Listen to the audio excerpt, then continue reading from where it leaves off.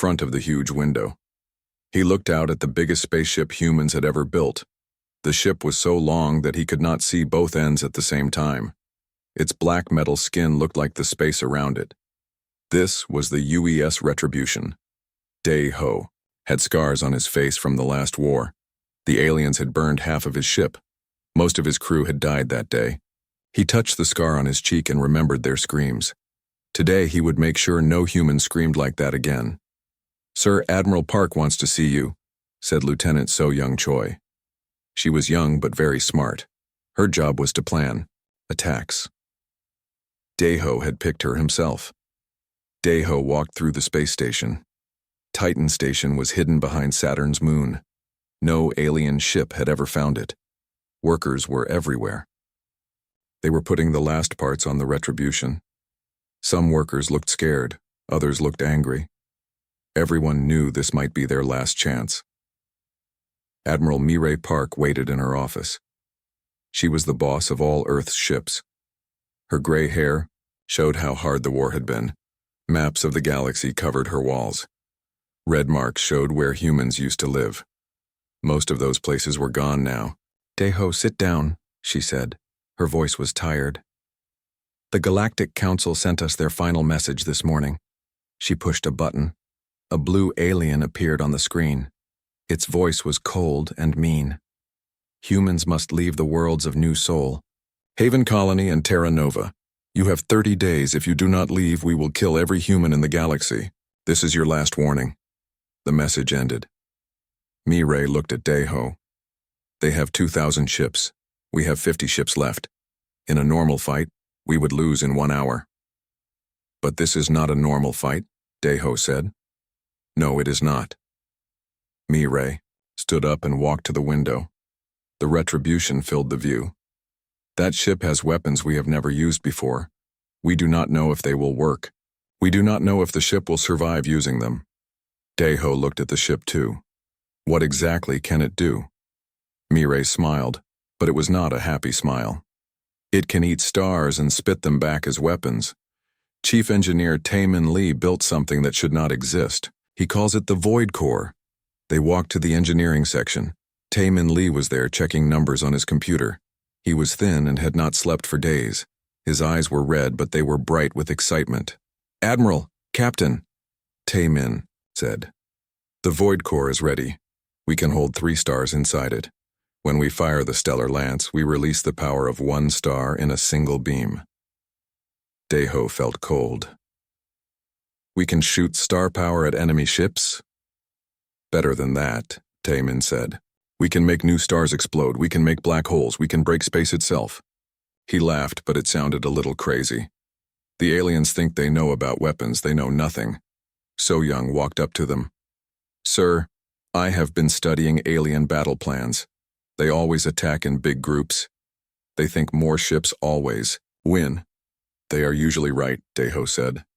"Not anymore," So-Young said. "If we can destroy their command ships fast, the rest will run. Aliens do not like to fight when they are scared." Mireille nodded. "That is the plan. We do not try to win a long war.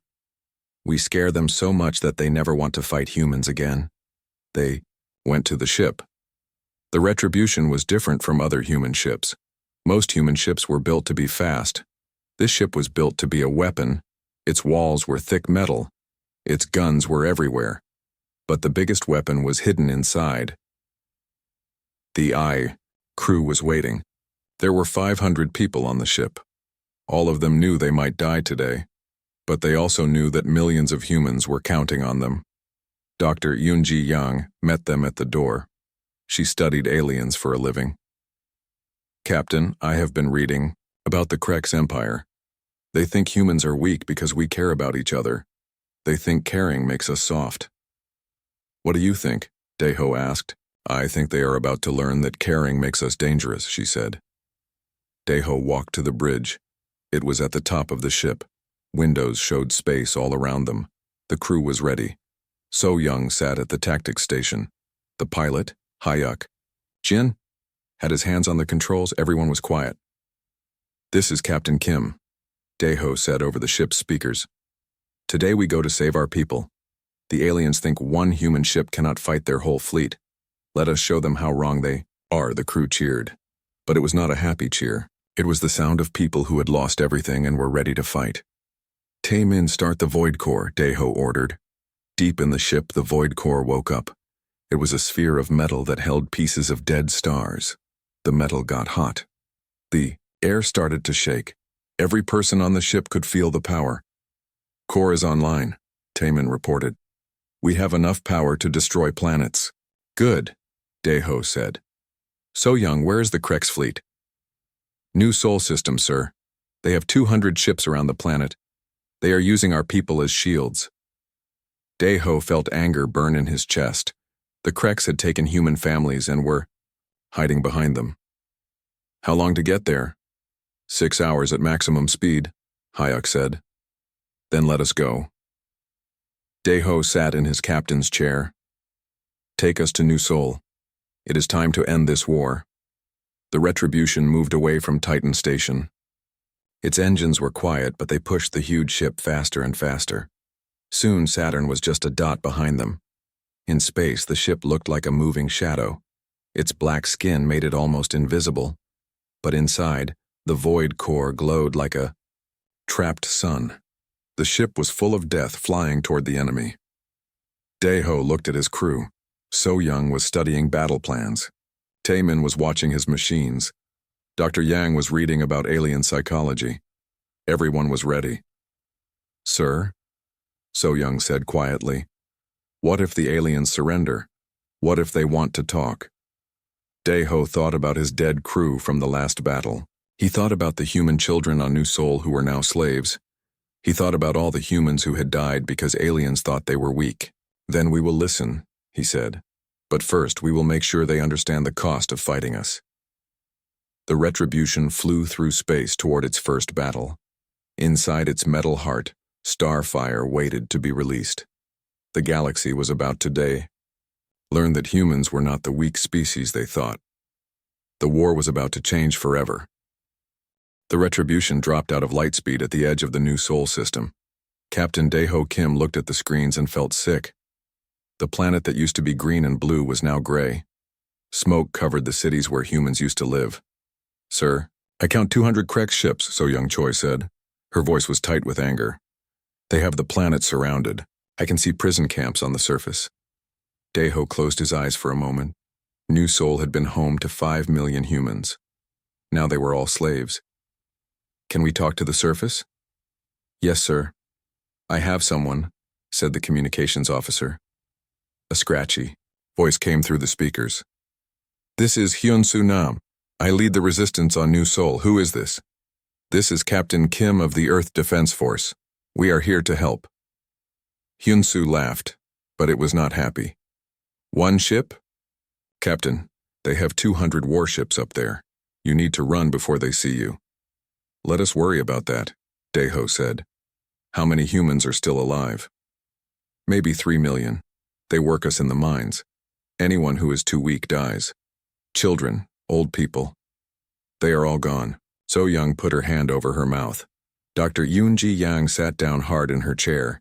Even the tough crew members looked ready to cry. Stay strong, Hyun-Soo, Daeho said. This ends today. He cut the connection and turned to his crew. So Young, show me their fleet. The main screen lit up. The Krex ships were huge and ugly. They looked like metal bugs with too many legs. The biggest ship sat right above the planet. It had to be their command ship. The big one in the center is the flagship, So Young said.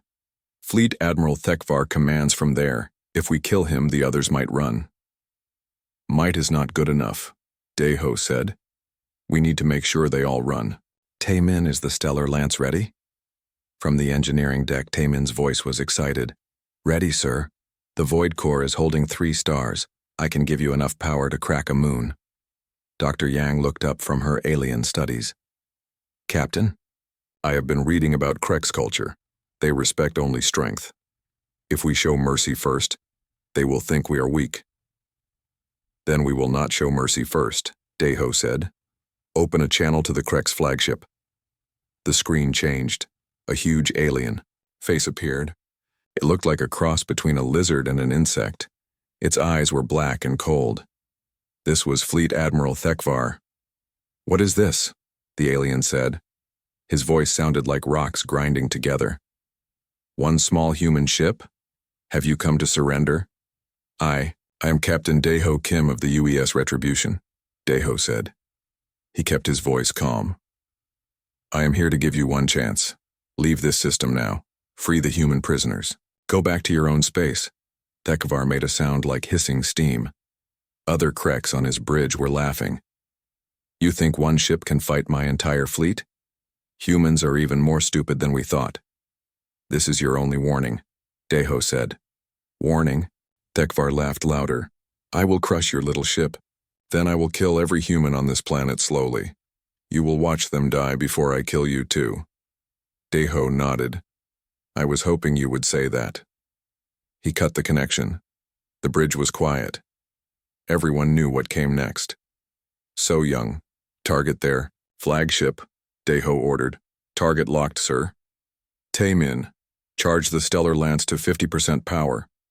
50%? Taemin sounded surprised. "Sir, that is enough to destroy a planet." "I know. Do it." Deep in the ship, the void core began to sing. The metal walls started to shake. Every light on the ship got brighter. The air itself seemed to burn with power. "Stellar Lance charged and ready," Taemin reported. On the screen, the Krek's fleet was moving toward them, 200 ships against one. In any normal battle, the humans would die in seconds. But this was not a normal battle. "Fire," Daeho said quietly. The Retribution shot a beam of pure starlight. It was not like a normal laser. This was the concentrated power of a dying sun, focused into a single line of death. The beam hit the Krek's flagship in the center. For a moment, nothing happened. Then the huge ship began to glow, brighter and brighter, like a new star being born. "What is happening?" So Young whispered. Dr. Yang checked her instruments. "The beam is making the ship's atoms break apart. It is turning into energy." The Krek's flagship exploded. But it was not a normal explosion. It became a tiny star, burning bright white in the darkness of space.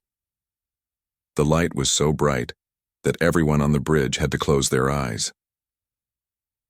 When the light faded, the flagship was gone. In its place was a ball of fire that looked like a mini-sun.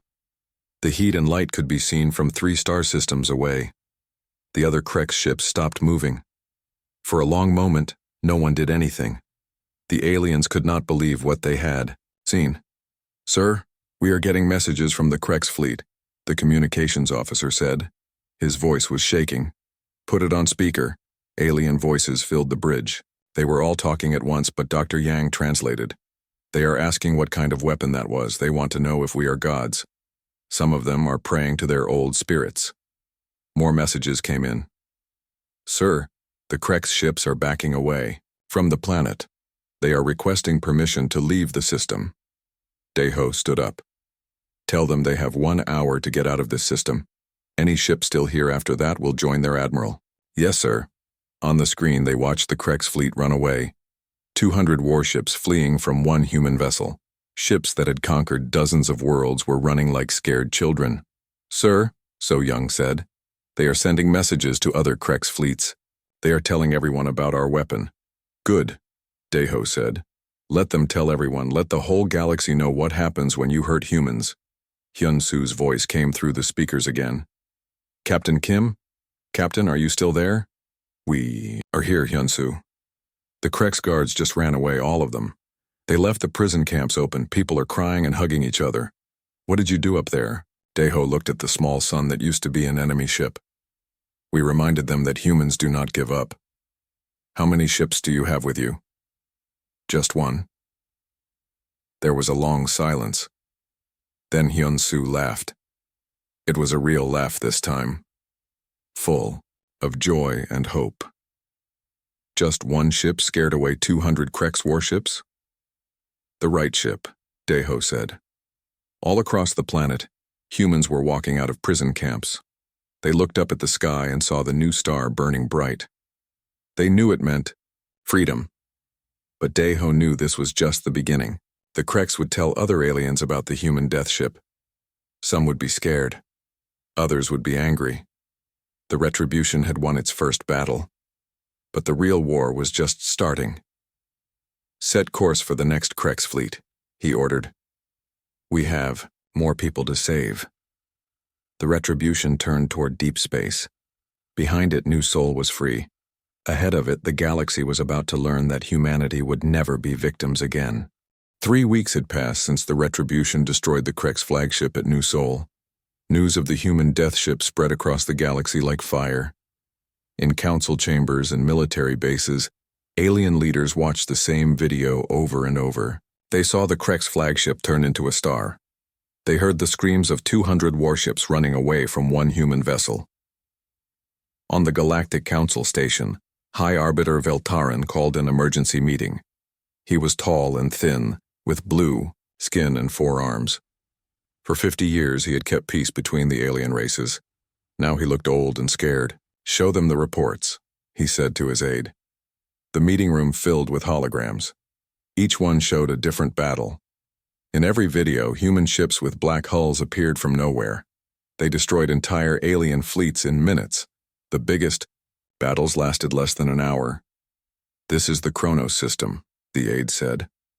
40 Kreks heavy cruisers were guarding a supply depot.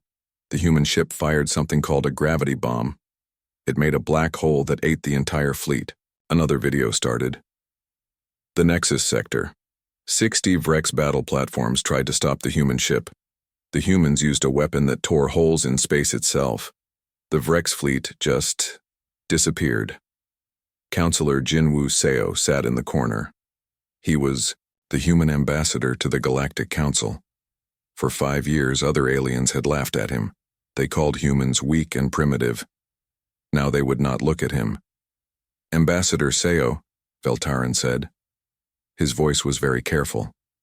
"Your people have become very aggressive." Jinwoo stood up slowly. He was not a soldier like Captain Daeho Kim. He was a diplomat. But today he felt proud of his species. "High Arbiter, my people did not start this war. You gave us 30 days to abandon our homes. You threatened to kill every human in the galaxy." "That was before we knew about your weapon," said Counselor Zektar of the Hegemony. His species looked like giant spiders. "How long have you been hiding this technology?" "We built it after. You decided to destroy us," Jinwoo said. "When someone threatens to kill your children, you find ways to protect them." In deep space, Captain Boram Kang watched another Kreks fleet through her scout ship's sensors. She commanded the fastest human ships. Her job was to find enemy fleets before they found human colonies. "Captain, I count 80 ships," her sensor officer said. "They are heading for the Terra Nova system." Boram smiled. Terra Nova was one of the 3 colonies the aliens wanted humans to abandon. "Send a message to the Retribution. Tell Captain Kim we found him some more targets." 2 hours. Later, the Retribution dropped out of light speed. The Kreks fleet saw it coming and immediately spread out. They had learned not to stay close together when fighting the human death ship. "Sir, they are trying to surround us," So Young Choi reported to Captain Daeho Kim. "Let them try," Daeho said. "Tae Min, do we have power for multiple shots?" "Yes, sir. The Void Core is holding 4 stars today. We can fire the Stellar Lance 10 times at full power. Then let us give them a show." The Retribution did not try to run or hide. It flew straight toward the center of the Kreks formation. Enemy ships fired everything they had. Missiles and laser beams hit the human ship's thick armor. The attacks did nothing. "Return fire," Daeho ordered. The Stellar Lance fired 5 times in 30 seconds. Each shot created a new star where a group of enemy ships used to be. The space around Terra Nova lit up like a festival. The surviving Kreks ships did not even try to fight. They jumped to light speed as fast as they could. Some were so scared they forgot to take their landing craft from the planet's surface, on HFY. Terra Nova. Human colonists came out of their underground shelters. They looked up at the night sky and saw 5 new stars burning bright. Children pointed and laughed. Adults cried with relief. Back at the Galactic Council, the emergency meeting was getting louder. "The humans have destroyed over 30 fleets. In 3 weeks, shouted General Throck of the hegemony military. At this rate, they will control half the galaxy in 6 months. What do you want us to do? Jin Wu asked. You started this war. Now you are losing it. This is not war, said Councillor Melvia of the Trade Federation. This is extermination. Your ship does not fight battles. It erases everything it touches. Jin Wu looked around the room. Every alien leader looked afraid. These were the beings who had ruled the galaxy for thousands of years. Now they were scared of one human ship. The Retribution only attacks military targets, Jin Wu said. Every fleet it has destroyed was threatening human colonies. Every shot it has fired was in self-defense. Self-defense? Veltaran's voice was getting higher. Your ship can destroy planets. It can make stars explode. How is that self-defense? Because you threatened to kill every human in the galaxy, Jin Wu said. Did you think we would just lie down and die? On the edge of Krek space, Admiral Mireille Park received reports from all over the galaxy. Human scout ships were watching alien fleets run away from their own territory. Some alien species were moving their entire populations to distant star systems. Admiral, her aide said, we are getting surrender requests from 12 different species. They want to negotiate peace. Mireille looked at the star maps on her wall. A month ago, the red marks showed human colonies under attack. Now they showed free human worlds, protected by the fear of one ship. What about the Big Three, she asked. The Big Three were the Krek's Empire, the Vrex Hegemony, and the Trade Federation. They were the most powerful alien nations. The Kreks are pulling back to their core worlds. The Vrex are asking for a ceasefire. The Trade Federation wants to talk about mutual cooperation.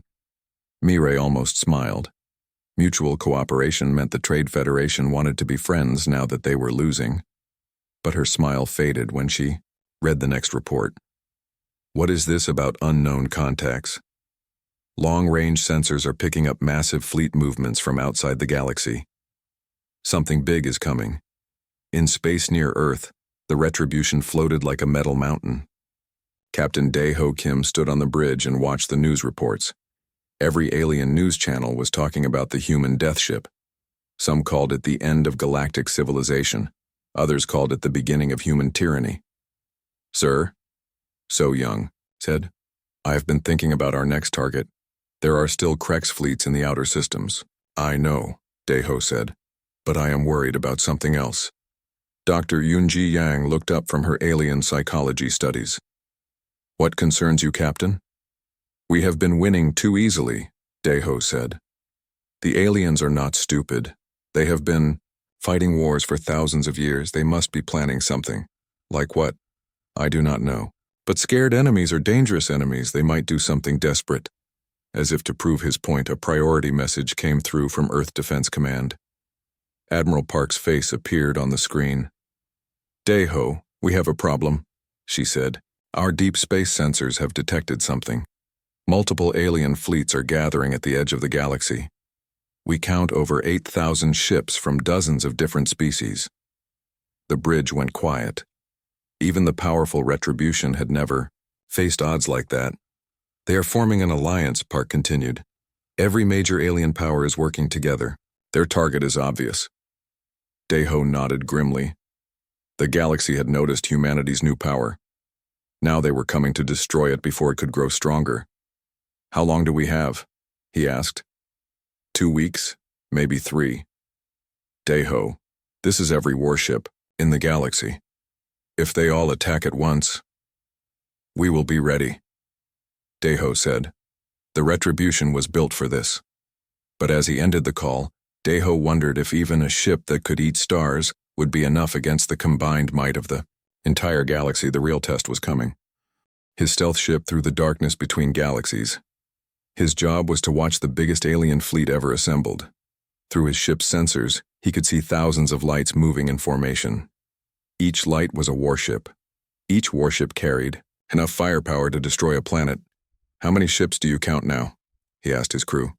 12,000, sir, Silgi Bey replied. She was his communications officer. And more are coming every hour.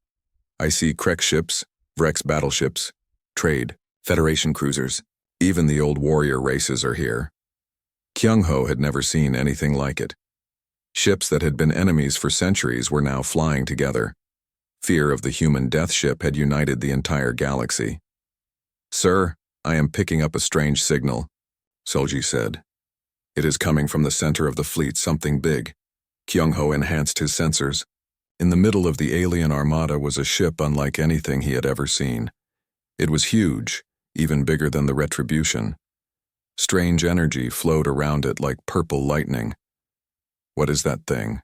he whispered. On the bridge of the Retribution, Captain Dae-ho Kim studied the reports from the scout ships. The alien alliance was almost ready to attack, but something was wrong. "So Young, look at these formation patterns," he said to his tactical officer. "Why are they keeping their ships so far apart?" So Young studied the data. "They learned from our previous battles, sir. They know the stellar lance can destroy multiple ships if they stay close together.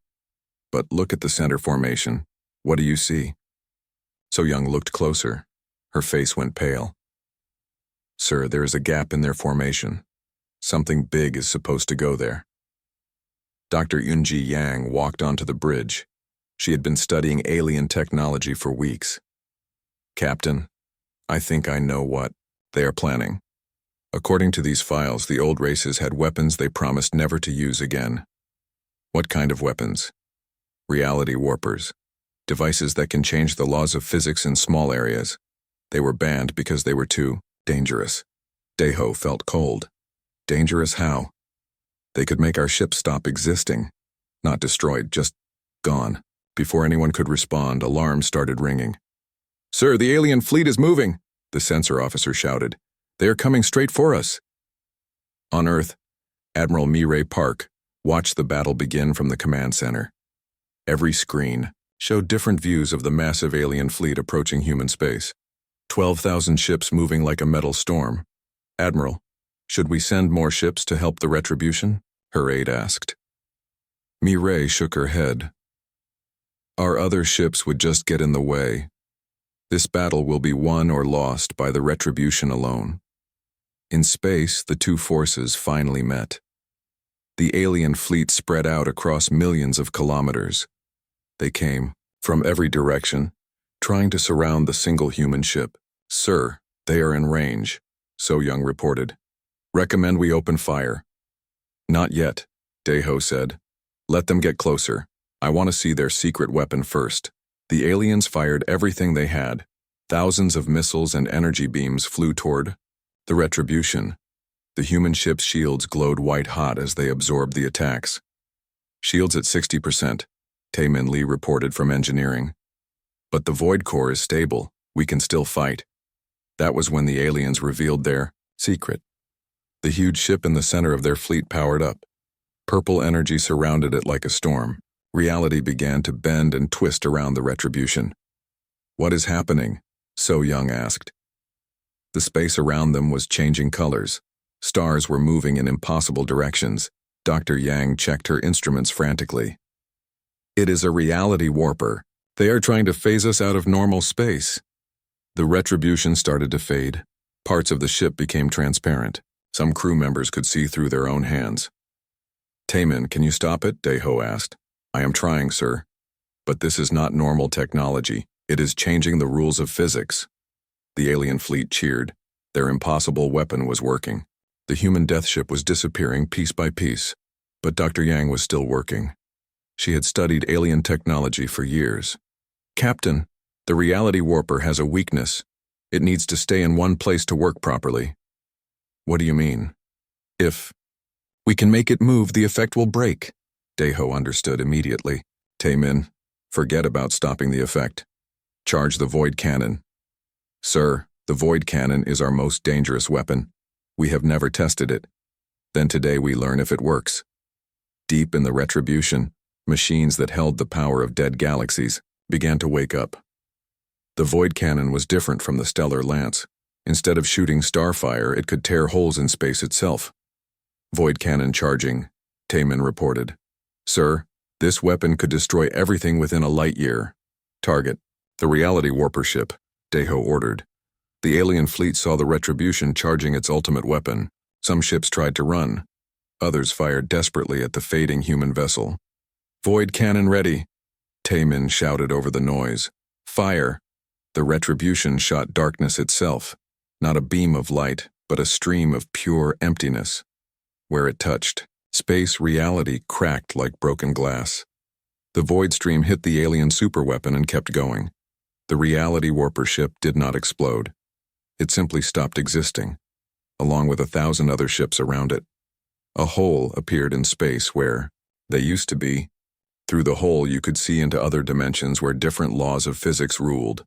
The effect on the retribution immediately stopped. The ship became solid again, but the void cannon was not finished. The hole in space grew bigger. It started pulling in nearby ships like a hungry mouth. Alien vessels that had survived 100 battles were sucked into nothingness. "Sir, the hole is getting bigger," So Young warned. "It might swallow the entire fleet." "And us too," Dr. Yang added. "We need to get away from here." But instead of running, Daeho did something unexpected. "Open a channel to all alien ships." "Sir, do it." His voice went out to every ship in the alien fleet. "This is Captain Kim of the Retribution. You have seen what our weapons can do. This hole in space will keep growing until it eats your entire fleet. I can stop it. But first, you will listen." The alien fleet stopped shooting. Even in the middle of battle, they wanted to hear what the human would say. "Your reality warper is gone. Your fleet is being destroyed. You came here to kill one human ship. Instead, you are losing thousands of ships to weapons you do not understand. How many more of your people will die before you admit the truth?" War Master. Grixthan, the Alien Alliance commander, appeared on the screen. He looked like a giant wolf with metal claws. "What truth, human?" "That you cannot win," Daeho said simply. "Your strongest weapon did not work. Your biggest fleet is being destroyed by one ship. You can keep fighting and lose everything, or you can surrender and live." Grixthan looked around at his fleet. Ships were still being pulled into the void. His officers were scared and confused. The Great Alliance was falling apart. "What do you want?" he asked finally. "Leave human space. Never attack human colonies again. Respect our right to exist. Do this, and I will close the hole. Your remaining ships can go home." The alien commander looked at the hole in space that was eating his fleet. He looked at the Retribution, still dangerous even after facing 12,000 ships. "I agree," he said. Daeho nodded to Taemin. "Close the void." The hole in space slowly shrank and disappeared. The alien fleet, what was left of it, began to retreat. They had come to destroy humanity.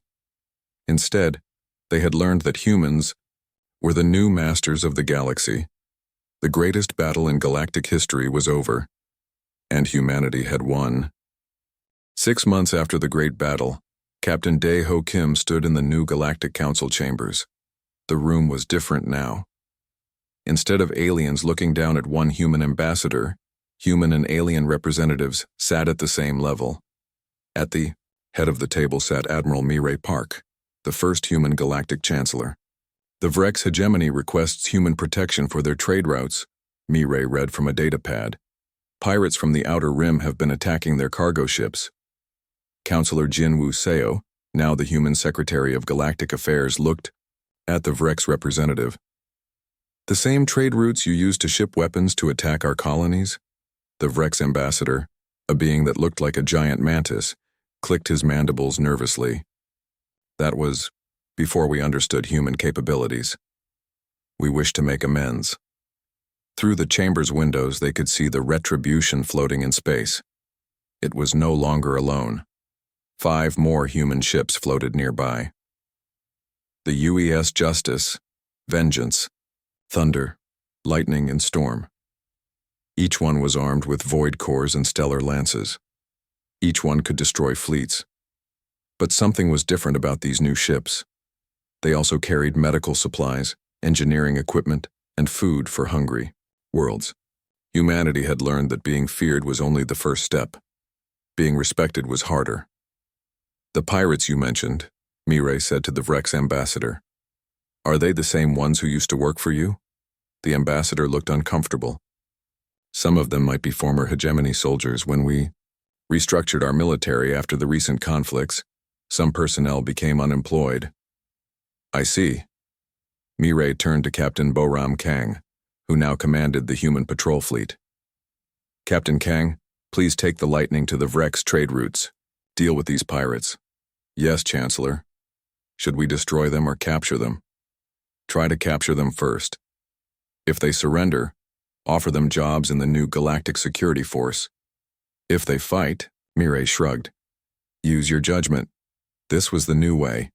Humans offered mercy to those who surrendered, but anyone who chose to fight learned why the galaxy now called them the Starbreakers. On Earth, So Young Choi walked through the new Galactic Military Academy. She was now Admiral Choi, head of human tactical training. Alien officers from dozens of species came to Earth to learn human battle strategies. Today we study the Battle of New Sol, she told her mixed class of human and alien students. Can anyone tell me why Captain Kim offered the Krex a chance to surrender before opening fire? A young Krex officer raised his hand. His people had been enemies 6 months ago. Now they were allies. Because humans prefer to win without fighting, Admiral. Correct, anyone can destroy an enemy, but only the wise can turn an enemy into a friend. She pointed to the screen showing the battle. When Captain Kim destroyed Admiral Thekvar's flagship, he sent a message to the entire galaxy. But what was that message? A human cadet answered. That humans are too dangerous to fight, ma'am. No. So Young smiled. The message was that humans are too valuable to lose. Every species that fought us learned that destroying humanity would cost them everything they had built. In the engineering sections of Earth's shipyards, Tai-Min Lee was not building weapons anymore. His new job was even more important. He was teaching alien engineers how to build void cores safely. The key is respect, he told his students.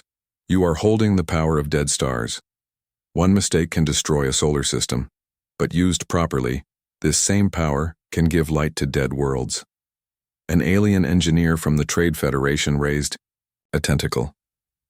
Master Lee, why do humans share this technology?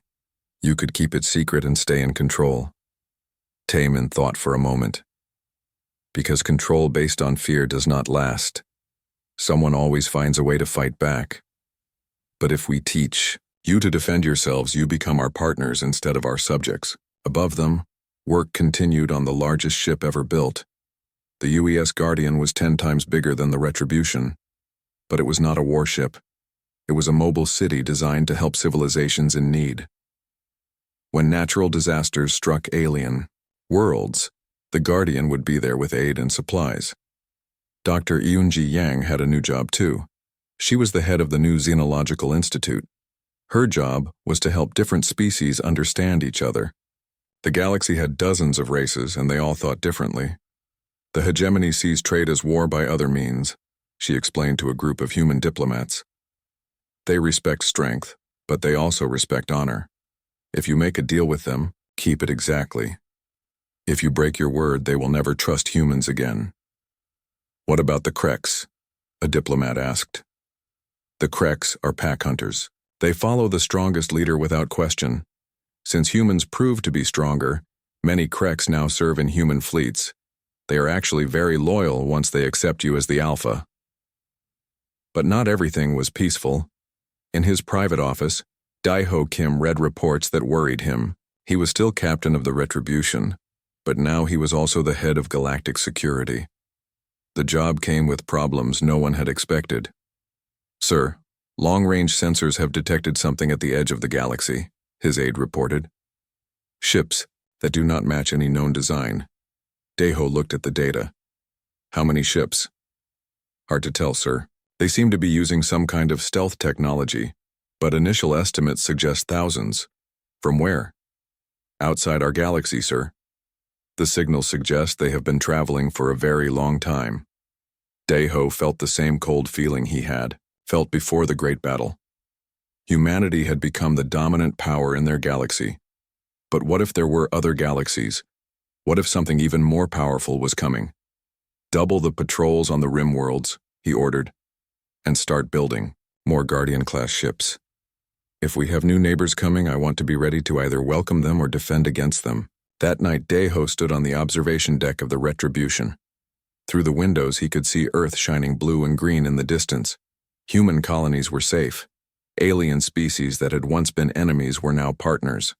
The galaxy was more peaceful than it had been in 1,000 years. But peace was never permanent. Somewhere in the darkness between galaxies, something was coming. Ships with unknown intentions and unknown weapons. Deho had helped humanity rise from victims to protectors. Now he wondered if they would need to rise even higher. "Sir?" So Young approached him. She was visiting from her academy on Earth. "You look worried." "I am thinking about the future," Deho said. "We won our war. We saved our people. We brought peace to the galaxy. But what comes next?" So Young looked out at the stars. "Whatever comes next, we will face it together.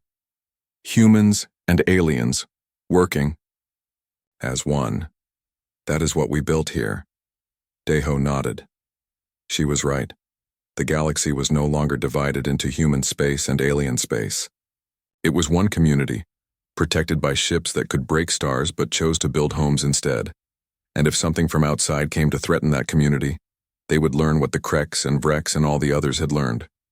You could fight humanity and lose everything, or you could join humanity and gain a family. The Retribution turned toward the outer rim, ready to face whatever came from the darkness. Behind it, a galaxy of former enemies worked together to build something better than any of them could create alone. The age of the Starbreakers had begun, and it would not end quietly.